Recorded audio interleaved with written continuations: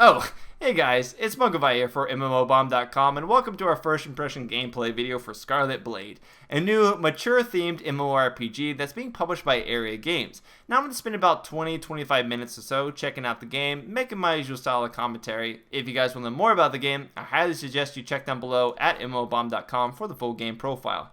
So before we actually jump in, let's go ahead and take a look at the character creation screen. Now there are two different factions for you to choose from, the Royal Guards and the Free Knights, and other than them having sort of a different ideological background, they are both quote-unquote the good guys protecting the earth against the evil Narok. There is no real differences between the two other than having slightly different cosmetic armor at higher ranks. Both of them have access to the game's 6 classes and both of them are all female. So to start off with, I'm just going to go ahead and choose the Free Knights and show off the different classes available. Now, to begin with, there's the Defender class, which is basically the tank class of the game. They use a two-handed weapon here, and they focus on defense and special attacks. In the back, though, you'll notice that each of the classes will have a Mech, and the Mech is a special ability that the individual classes get at level 17. It is tied to an item, and it allows them to summon a Mech suit that they fuse with, granting them additional abilities, additional damage, more armor, more HP, but it's only for a limited amount of time. Then they must recharge it through battle before they can cast it again. Now the game actually has some voice acting already in it, so I'm going to let the voice acting sort of explain or introduce the individual classes, and then I'll give some details to them. Shadow Walker. This stealthy killer prowls the shadows and strikes with more devastating melee attacks than any of her sisters. Whipper, a powerful melee fighter with excellent range. This arcana specializes in brutal AoE skills that chew through packs of foes. Punisher, a ranged destroyer. She specializes in blasting away multiple enemies at once, from a safe and elegant distance. Sentinel. Quick as lightning and deceptively non-threatening by design. Most enemies won't know what hit them until it's too late. Medic, the only arcana with a healer's touch. This battle angel shoulders the responsibility for the lives of her entire party. So to recap the classes available, the Shadow Walker is essentially a rogue sci-fi class, dealing damage with claws. The Whipper, which is the class that I've played, is sort of the most unique class available in Scarlet Blade. It utilizes a mid-range melee weapon and deals primarily AoE damage with most of its attacks. It also acts as sort of like an off-tank, using defensive bonuses and threat tanks, or threat taunts rather, in order to keep an enemy's attention. Now the Punisher and Sentinel are both range classes, but the Sentinel focuses on quick, small damage, whereas the Punisher focuses on burst damage, dealing lots of damage in long periods of time. And of course, the Medic is the only healing class available, capable of healing up the party members and boosting or buffing them.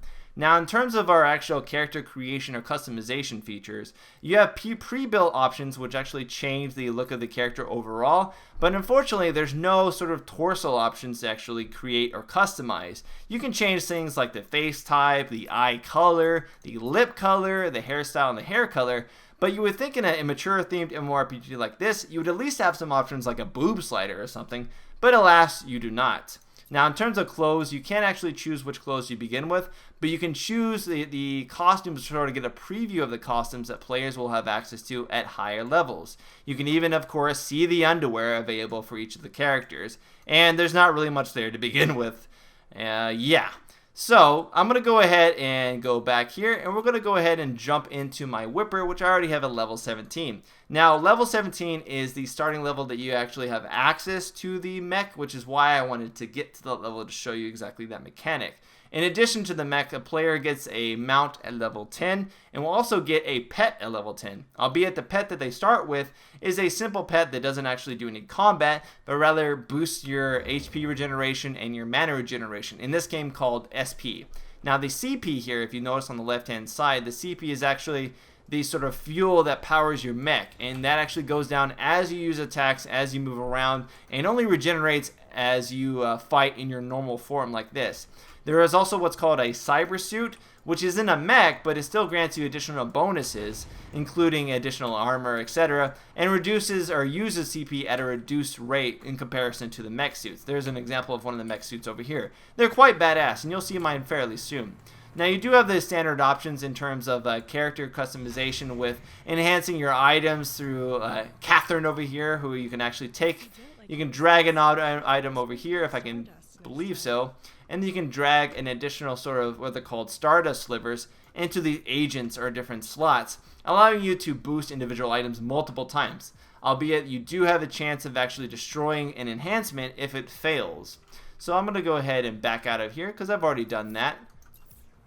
Now, as you can notice here, there's quite a lot of players playing, and this game certainly knows what demographic it's going for. It's going for the 13-year-olds, the 14-year-olds, maybe the 15-year-olds, certainly the 12-year-olds, and who knows, maybe even 32-year-olds. It's certainly a men's style or men's focused MMORPG with lots of boobs, lots of butt, and it honestly gives or it uses every opportunity to showcase this. You'll often have a lot of pun style humor in the writing of the dialogue quest, and with what little sort of acting there is in terms of voice acting, a lot of it's very sexualized and heightened as well. Now, one thing that's sort of unfortunate, I'm going to go ahead and use this short range portal to jump over to where I was leveling up. The Batrachian Lake, it's hard to say that. Now, one thing I should mention is the leveling or the quests available in the game are probably the least appealing part of the entire MMORPG. Now, I know a lot of people are going to have problems with the actual looks of the game, but if you remove that and you look at just the mechanics of the game, it's not a bad MMORPG. There are a lot of different style of customization options in terms of your skills that you have access to. It's very stylized. The graphics aren't that bad, albeit they're not the best looking graphics, but it has a nice sort of charm to it, and everything's sort of oversized as if you're like a tiny little guy. The individual monsters are also very varied as well, albeit you're going to have to actually fight the same monsters multiple times. If you notice over here, the Batrachian bulls, I have to kill them 15 times in order to complete one quest. And quests are actually your main form of experience. You don't get too much just from killing enemies, which is unfortunate, especially since you actually have to observe the Bladesbane mushroom. You do have certain quests that just ask you to go to certain areas and observe like the different features, etc. But a lot of the quests are simple kill, collect quests, having you kill the same monsters over and over and over again. So let's go ahead and finish that up. Alright, so I've gone and completed. You notice how much experience that gives, and that's not even for actually killing anything. That's just for running around and traveling to different observation points. Now, the bulls I have to kill are further up in that area, but before we get there, I'm just going to get this quick little experience because it's the easiest to get. I'm already in the area. As you can already tell, there's auto-pathing feature, which is quite nice in an MMORPG like this, and especially since you get a mount early on, level 10, you shouldn't have any problems getting to different waypoints quite quickly. Now, this whole time, you may have also noticed that I don't have to pick up all my quests from individual quest individuals. You'll get quests oftentimes at certain level intervals, as well as after completing other quests that will lead you to the next area. It's a nice breadcrumb system, but unfortunately it's slightly flawed. And the way it's flawed, essentially, is that there are some quests that don't give you enough experience, so that when you almost reach your next level, you find that you're out of quests to do, and you have to grind mobs in order to level up. Now, like I mentioned before, most of your experience comes from doing the quests, so you're going to have to grind in addition to the grinding that you already do just to kill these mobs to finish quests. So it looks like I got a guy in the Black Fleet Palm, and after I find this, I'll go ahead and kill something to show it off. Alright, so there it is. I can go ahead and finish that, and as you can see, get some additional experience. Alright, so I've gone ahead and explored all that. Now I need to kill these bulls. So let's go ahead and auto-travel over to them. Now if I hit K here, you can see my active and passive skills. As you can see, it's a typical style of skill tree. You start off with individual skills that you can level up multiple times, and they level up further to unlock additional skills, which do, in the case of the Whipper, they can decrease the enemy's defense, they can stun them, they can put a dot of fire on them, they can even whiplash them over to them and taunt them, which makes them sort of like the off tanks like I mentioned before. This instantaneous ability here increases my defense by 50, as well as my void, which is sort of damage mitigation by 200. So I've got to kill these bulls here. Now, like I said before, you're going to do a lot of kill quests. That's pretty much the primary way that this game throws quests at you, which is unfortunate. Some of them are talk to this person, some of them are talk to that person, but overall, you're going to have to do a lot of killing. Which is why it's okay if you do it with a group. You know, you can get credit from someone else in your group getting kills, which is why I would recommend if you're going to play it to group up as much as possible. Otherwise, you're going to be doing this for a long time. The quest I had before this was to kill 14 or 12 of these guys and collect certain items. So it's a lot of that over and over. Thankfully, though, the mobs themselves actually spawn at a fairly quick rate, which means that you can just stay in one area pretty much and kill them over and over, as you can see. Now, in terms of what abilities I have access to, if you notice here, 1 through 3 are sort of like single target damaging abilities, whereas 4 through 6 are AoEs. So you can get AoEs that can grant you, ooh, that's a nice helmet. Can I use that helmet? What is the medic only, unfortunately? Dang. So you can get certain abilities that do a lot of AoE damage, but you have to really watch out, especially as a whipper, because the mobs, as you can see, sort of pack fairly close to each other. That's a bull pup. That is not what I need. Alright, that's alright. I got the other guy I wanted to. Let's go ahead and use my little potion here to gain myself some AP or SP rather, so I can heal myself up.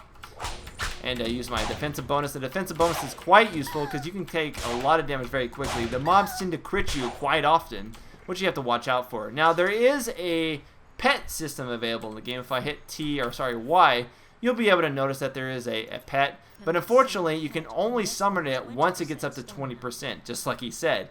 The catch is you usually use these items over here, these battery packs, these drinks, to prepare or to bring their fullness up to 100%.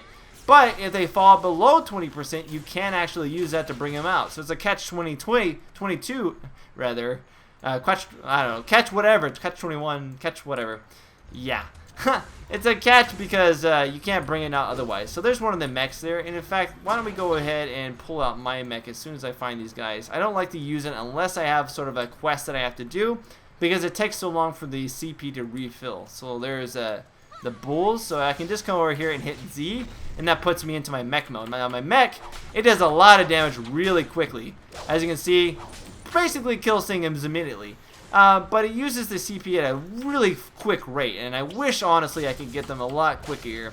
But you do a lot of range DPS, and I like the fact that each of the mechs are based on their actual class. So the mech's abilities themselves are sort of extensions of the individual class. So I could swear I hear a lightsaber sound effect when I do that.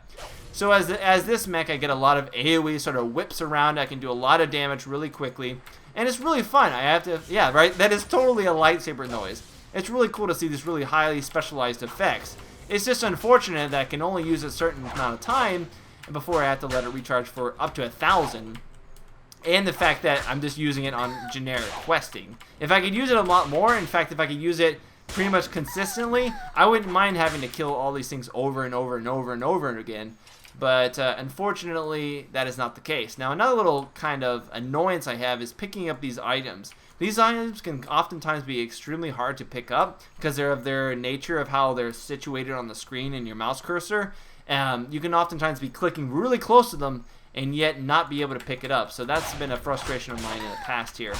So I gotta kill both these guys, so I'm gonna go ahead and activate my AoE's ability, and that way it allows me to damage both of them at the same time. If you have someone sort of supporting you, like a healer, the Whipper is a great class to sort of AoE things down, especially because you have to kill things multiple times.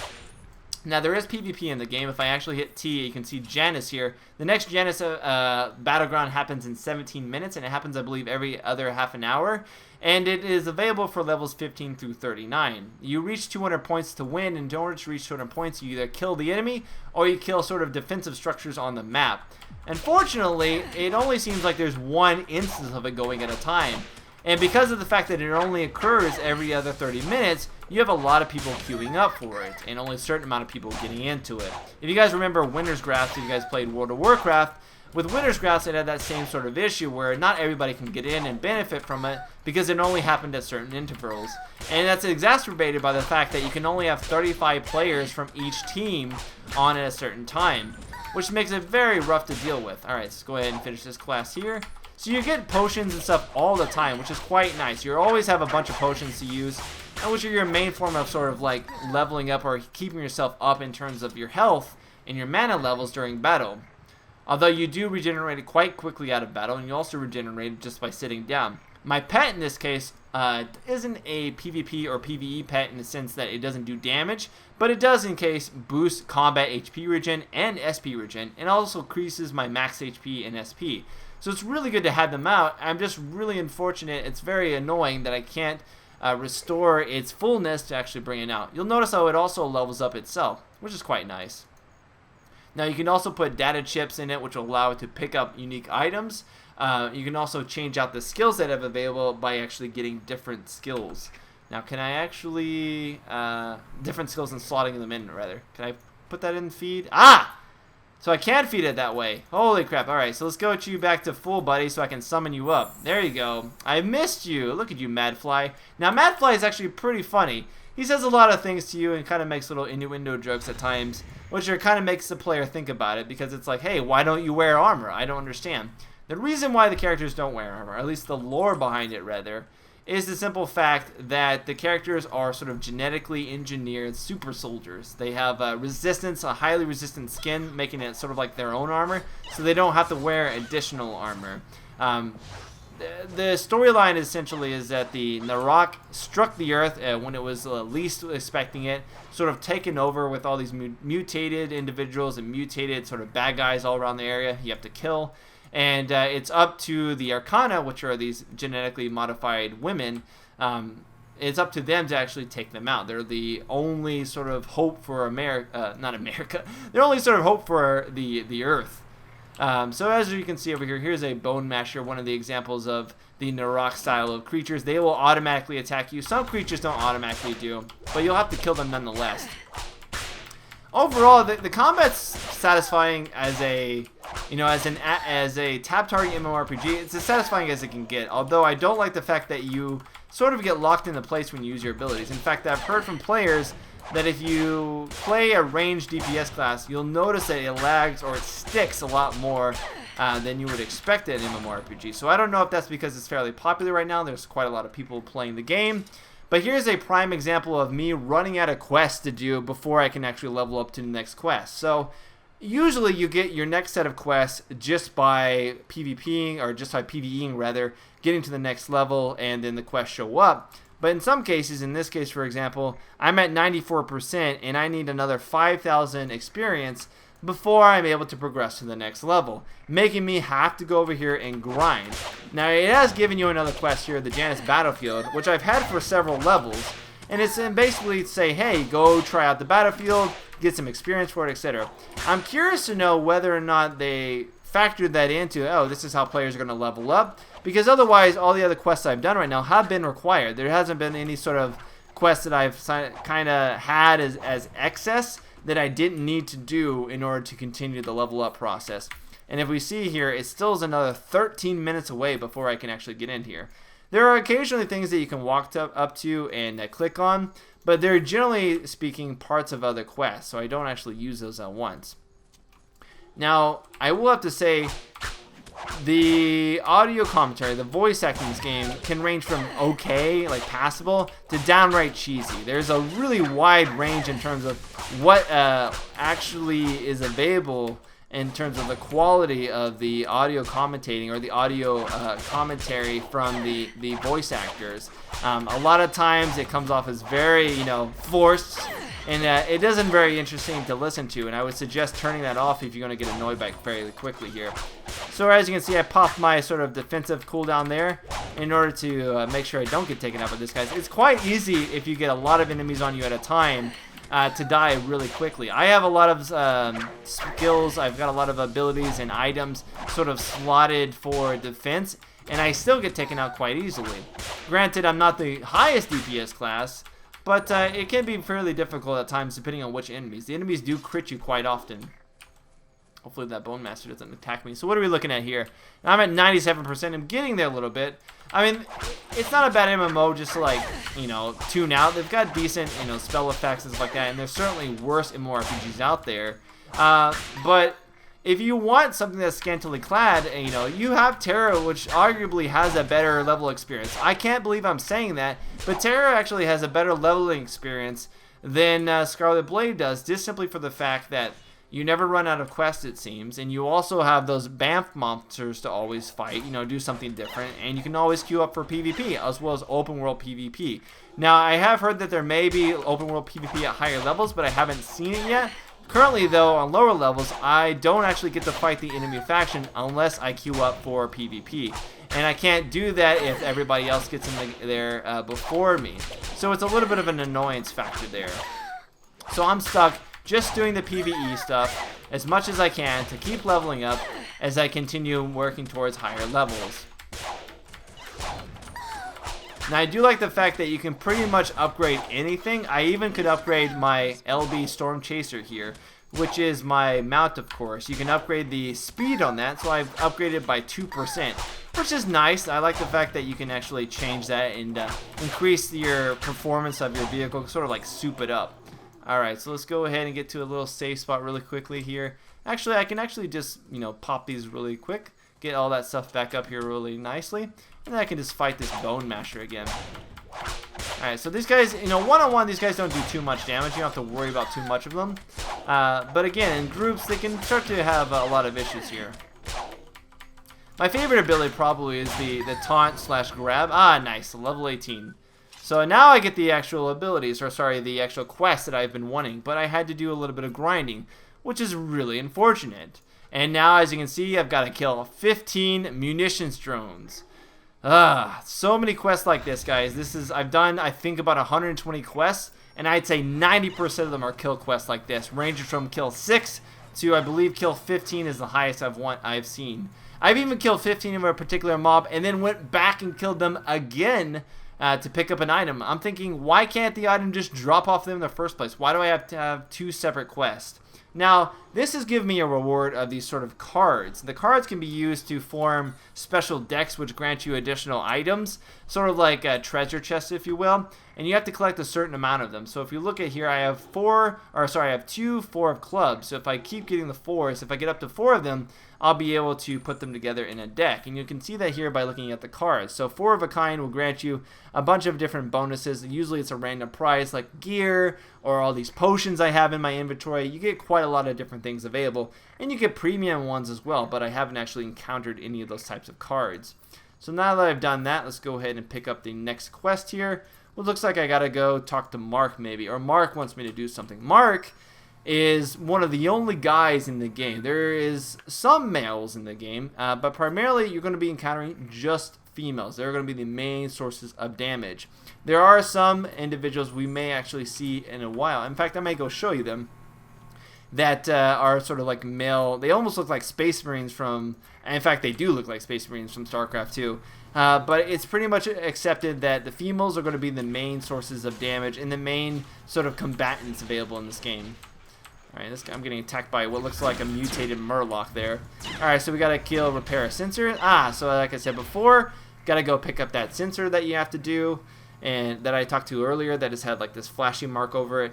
But otherwise, you're not gonna just be like clicking on things in the environment to talk to them or whatnot. You usually have a purpose. Oh no, I'm getting attacked by this guy. Ugh. And it takes forever to get off the mountain too. That's one thing I hate. Getting on the mountain and getting off the mountain. It takes a while. There's like this noticeable delay, and it's very annoying to deal with. I mean, there's just things like that that really start to annoy players after playing this for, I think, 6 hours at this point. So I like the fact that I can actually skip the dialogue quest. I don't have to click next through it. But generally, you don't even have to pay attention to it unless you're really concerned or interested about the story about this game. Now, there are different dungeons you can do, and I believe raids at higher levels as well. The first dungeon you can do is level 10. That can be a solo or party dungeon. And the next dungeon you have available is Dressel March, which is a level 20 dungeon, which requires a full party. There's several zones actually available, as you can see here. Aeria, Marilot, which I believe is the... this is the higher level zone that you move to after Aeria. But everybody levels up in the same area, both factions. In fact, I believe it just changes the faction dialogue to match a particular faction, but doesn't tell you, oh, hey, this person's from this faction or this person's from that faction. It merely says, these players are just playing amidst you, and you can queue up with everybody. So look, 2 different quests here, both to kill 15 players. Ugh, so annoying, guys. So annoying. So it looks like my fullness is still good on that. The next little PvP battleground is there. Now what I can do is, looks like my CP is back to 100 here. So we can go ahead, I'll just use it again. I'll show you how powerful it is if we can get a grouping of enemies. So here we got 3 enemies there. I go hit Z. I have to get off my mount, of course. Go ahead and Z, come up to these guys, and wham! Look at that. I just do like so much damage. Kill them all instantly. It's like not even a problem there. It's pretty crazy that you can do so much damage to these guys so quickly. You can kind of see 992 out of 1866, so that is the HP that I have at the highest level here. But it's really easy for clearing out camps of enemies here. But I just wish it lasted a little bit longer. It's unfortunate it lasts so much because this is probably the best part, the most fun part of the MMORPG. Lightsaber sounds, guys. The best. Alrighty here. So let's go ahead. I'm going to teleport back to the main town, I believe. Let's see here. Where is my... So you get little items that you can actually use to transport yourself back to different areas. You also get an ability which transports you there as well. So you can have different consumables. Now there's even a consumable in the game that you can purchase with real money that actually removes all the cosmetic sort of clothing. I mean, it's not even cosmetic, it's the clothing. It removes all your clothing so you can see everybody naked. So they really didn't pull any punches. You can be as naked as you want in this game, save you have the money. Now here is the example of the Space Marine that I wanted to show you. I mean, if that doesn't look like a Space Marine, what does that look like? I don't know about you guys, but that's pretty much a Space Marine. Well, alright, I think I've gone ahead and done a good job of showing you what you guys can expect in Scarlet Blade. If you guys want to know more about the game, I highly suggest you check down below at MMOBomb for the full game profile. If you guys have any questions, feel free to leave them down below. I'll try to answer them if possible. But otherwise, guys, I'm going to end this commentary here. You guys have been always nice as usual. Until next time, Spunkify out. Later, guys.